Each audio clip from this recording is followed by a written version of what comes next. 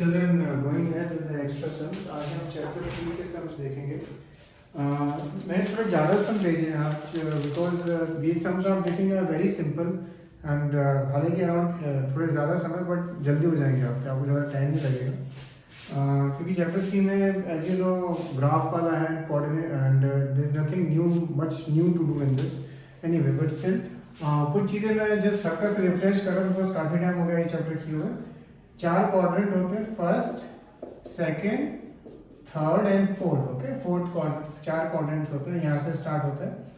और ये तो आपको खैर मालूम ही है, ये पॉजिटिव साइड एक्स एक्सिस की, ये नेगेटिव, ये ऊपर पॉजिटिव और नीचे नेगेटिव. 2-3 तरह का क्वेश्चन काफ़ी कॉमनली आता है. सपोज एक पॉइंट है 2,3 प्लॉट किया है, ठीक है. सो जैसे एक्स एक्सिस पे 2 लेना है, वाई पे 3, तो आपका 2,3 प्लॉट हो गया. और कई बार क्वेश्चन आता है on which quadrant this is, तो ये ऑब्वियसली आपको दिखता है फर्स्ट क्वाड्रेंट में है. कई बार क्वेश्चन आता है right the abscissa of this point, ठीक है, एब्सिसा. और कभी आएगा right the ordinate of this point. अगर एब्सिसा लिखने को बोला तो आपको बस लिखना है 2 इज द एब्सिसा, ठीक है, पूरा लिखने की जरूरत नहीं है. अगर आपको पूछा ऑर्डिनेट यानी आपको 3 लिखना है, 3 इज द ऑर्डिनेट. एब्सिसा में आपको एक्स एक्सिस का वैल्यू लिखना होता है, ऑर्डिनेट में आपको वाई एक्सिस का वैल्यू लिखना होता है. एंड कभी कभी पूछेंगे what is the distance of perpendicular distance of this point suppose from Y axis. ये आपकी वाई एक्सिस है.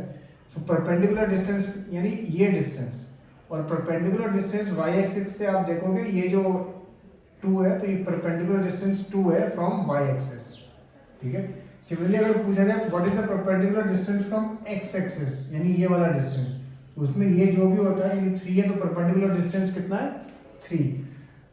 फिर एक तरह का क्वेश्चन और होता है कि सपोज ये कोई पॉइंट यहाँ लाई करता है, ठीक है, ये इसका ऑब्वियसली 3,0 है.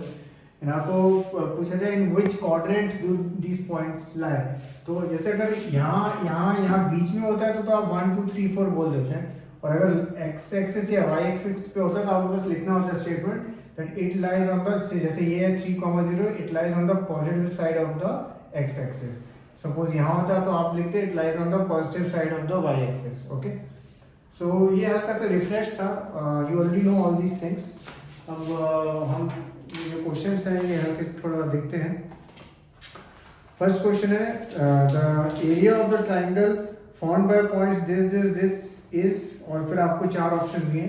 जब भी इस तरह का सम आए, सपोज आपका इस तरह का ट्राइंगल बना है, एरिया में बेस और हाइट आप लेके आप कैलकुलेट कर सकते हैं half into B into H. Question 2 the perpendicular distance of the point this from Y axis. ये मैंने इस तरह का क्वेश्चन अभी डिस्कस किया. The abscissa of any point on Y axis is. ये जो वाई एक्सिस है अगर आप देखो ये सारे पॉइंट का अगर आप लिखो, जैसे ये पॉइंट क्या है, ये पॉइंट क्या है, ये पॉइंट क्या है, ये पॉइंट क्या है, ये पॉइंट क्या है, अगर आप लिखो उनका नाम तो ऑटोमेटिकली इस क्वेश्चन का आंसर मिल जाएगा. Question 4 2 points having the same abscissa but different ordinates lie on, and आपको 4 ऑप्शंस दिए हुए.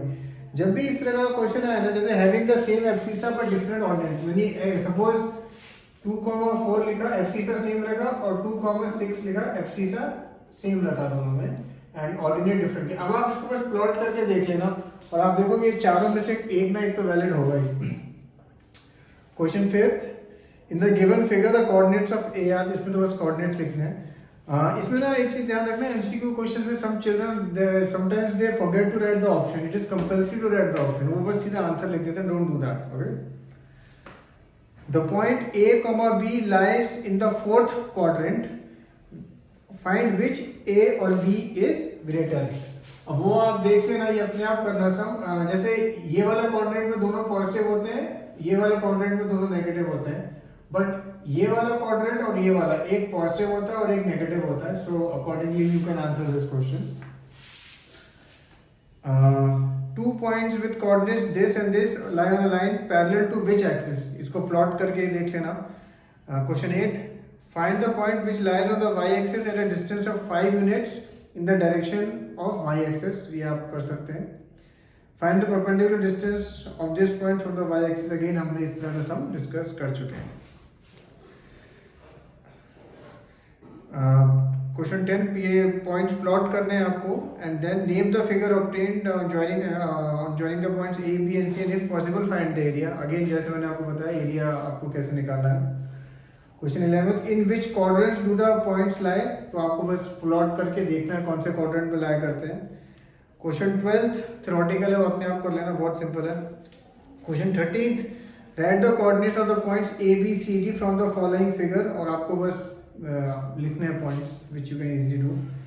Question 14 in which quadrant on which the axis this lie, in which quadrant or on which axis do these points lie? Verify your answer by locating them on the Cartesian plane। तो इनको बस आप plot करके और फिर give the answer। Question 15 plot the points this name the figure obtained by joining A B C D and name the quadrant in which sides A B and A D lie। तो again इसको plot करके you can do it। Question 16 plot each of the point this and this, draw the segments A B B C C D and D A। What is the name of the figure ABCD? What are the coordinates of the point where the AD cuts y axis? जब आप ये figure draw करेंगे, ठीक है, जब आप ये figure draw करेंगे, सपोज ये फिगर ऐसे बनती है, ठीक है, ये फिगर ऐसे बनती है और ये आपका A और ये D है, तो ये इस पॉइंट पे ये x एक्सिस को कट करता है और इस पॉइंट पे ये y एक्सिस, जिस भी पॉइंट पे कट कर रहे हो वो बस आपको नेम कर देना, नेम करके उसका जो भी कोऑर्डिनेट पे करता है वो कट, वो आप बस लिख देना। Question 17 plot the following points, ये बस प्लॉट करने हैं आपको। क्वेश्चन 18 आप देखेंगे इट इज वेरी सिंपल, जहाँ पे जो कोऑर्डिनेट्स लिखे कोऑर्डिनेट्स लिखना है, जहाँ एब्सिसा लिखा है वहाँ एब्सिसा लिखना, जो ऑर्डिनेट लिखा है वहाँ ऑर्डिनेट लिखना। Last question plot the points this join them in order, identify the figure thus found, right the coordinates the point of intersection of the diagonals. इसमें